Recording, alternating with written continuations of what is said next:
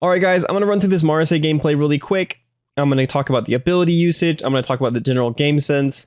Applying everything to Marasai, but just general things that you guys should know before the test in April and for the full release. So, starting right here, I am showing this gameplay clip because you can see the Marasai's positioning. Hogaki here is the person with the outline is running it straight down into the middle of the open. And as you see in a second, before he's even had a time to do anything, he's already at half HP. When you're playing out in the open, you can basically think of it as at any given time, you're taking 2 times to 1.5 times or so as much damage as you would be if you were playing somewhere safe. If you're playing something really, really safe and you're playing intelligently and always using the cover, you'll probably be taking about 0.75 times damage. So always be using cover. Even if you think you're some big, strong, scary hook tank, you're actually not as strong and scary as you think you are. As you can see, he gets a hook and he does kill the Ashimar because the Ashimar was also standing out in the open. But the Sazumi is going to chase him down and kill him. So, in this situation, and in any situation, this ability here is not a long-range ability. This is the burst ability that you use once you've hooked something. It pushes people off you and does 350 damage. It does not do anything at range. So, the Sazumi over there is laughing at him as he did that. And again, another gameplay clip here. He's going to die because he stands out in the open. Like I said, don't stand out in the open, guys. It doesn't matter who you're playing. Literally, playing any character in the game, just do not stand out in the open. You will die twice as much as you should, and that will affect your general gameplay that you get to play, so the amount of time that you're enjoying having fun playing, or how high you can climb in the ranked ladder.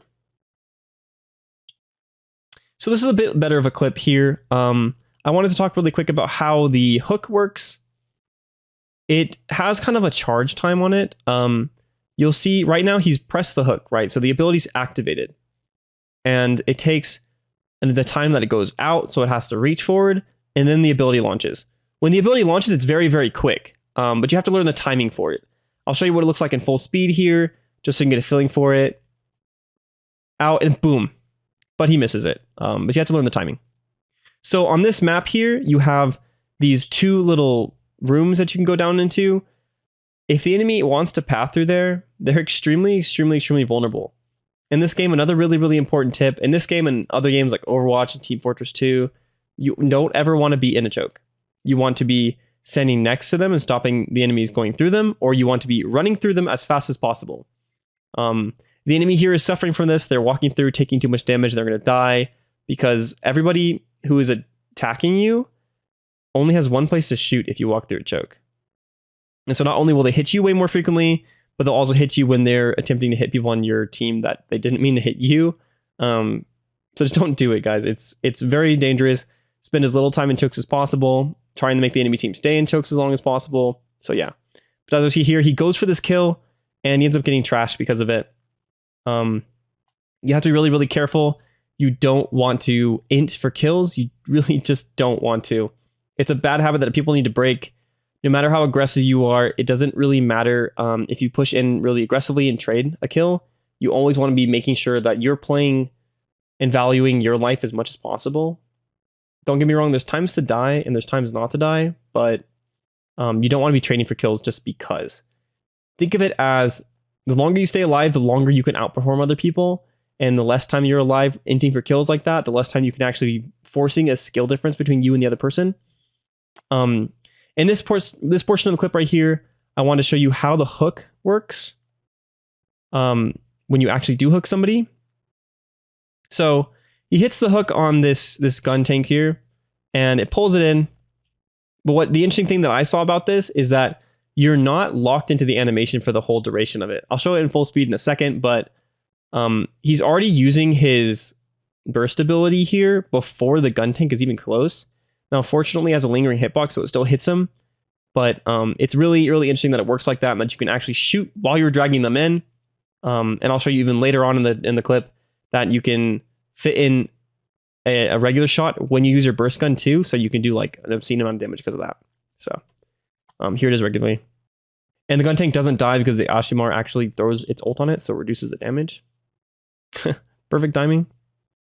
And again, because positioning was bad and because he inted, he's really low HP and he will die because of this. Also misses shots. Unlucky. So in this situation, it's going to be a little bit of learning how to avoid enemy cooldowns and learning what the triggers are to be using your dashes. This game is a little bit of valuing your dashes more than the enemy dashes in a way too, especially when you have fewer of them. As you're about to see, this Gundam Exia pulls up ulting, so it has like about 7 dashes. So you really need to be careful with how you use yours. As a Marasai, you have 2. As other characters, you'll have 1 or 3, depending on what you are, of course. But this is particularly to the mobile suits with 1 or 2 dashes. And so you have to be really careful with this. When you've learned the triggers for this, you'll know that the one important cooldown you really have to dodge is the charging dash ability, which this Marasai doesn't. Fortunately, it survives, but it could be playing better in this situation. So it doesn't dash that, tries to hook it instead, does it a little bit late, gets caught up between 2 ideas, and could have died in that situation. Again, misses. You have to learn the timing. It's a little bit weird. You have to throw it and then aim. Also, in these situations, just don't be hooking like this. If you don't know where somebody... It basically like... It's okay to go for these sort of hooks where you throw it around a corner. I used to do it all the time when I was playing Roadhog in a really high damage meta in Overwatch, where if you were out in the open for more than a quarter of a second, you were dead playing at the really high level. It was miserable. Not a lot of fun. But you can do that as long as you're willing to play safely afterwards and be okay with not having your hook. But instead what he does is hooks and goes, oh, okay, well, I'm just going to go stand out in the open. And gets hooked by the enemy Marasai here. The hook does 350 damage, and here you'll see the combo. I'm going to show it frame by frame because otherwise you can't really see it. Comes in here, and then boom. This is the burst ability. It does 350 additional damage, so now we're at 500. And then a regular shot, 5 frames later. And it does it so much that he can fit in a whole nother shot and get the kill in also. So that's your combo, what you really want to be doing. Originally, you want to be hitting a shot, then you want to be getting your hook, and then right as they come in, you want to shoot and hit the burst at the same time, and then try and fit another shot in if you need it. In this clip, we're going to see how not aiming down your sights effectively and choosing to use your hipfire can oftentimes not let you get kills just by how it inherently works. So here you have him shooting down range here, decides to go for a little bit of a flank, sees a GM and hits 1, 2, 3 shots at him and isn't able to actually kill him. So the issue here is not that he's using hipfire, the issue is when he's using hipfire. There's times to use it and there's times not to use it. On a lot of characters, it does make your ability to shoot faster. The RX-78 Gundam can shoot faster without it. Without aiming down sights. And there's benefits and negatives to both. However, in this situation, even though it allows you to move quicker side to side when you're strafing, it was not the option. And I will show you why. Like I said, goes here for the shot.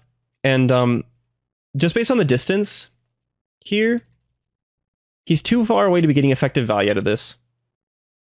In this shot, we're still looking at about like 50% of the potential areas that the bullets could go are off of the GM's body. So the first one misses.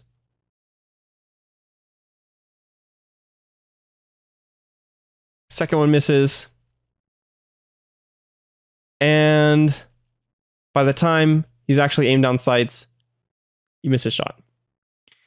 Okay, it seemed like the first one might have missed, but the point is, in general, it's oftentimes better to just aim down the sights and get your shot. As you saw here, he aimed directly at the GM's head and would have hit it if he just aimed down the first time. It slows you down, it slows your aim down a little bit, lets you aim more consistently without having to worry about your own movement messing with things. Like I said, there's times for both of them, but when you have a higher HP than the enemy team, the enemy player, and they can't actually one-shot you when you can finish them off with one shot, just aim down your sights and get the kill.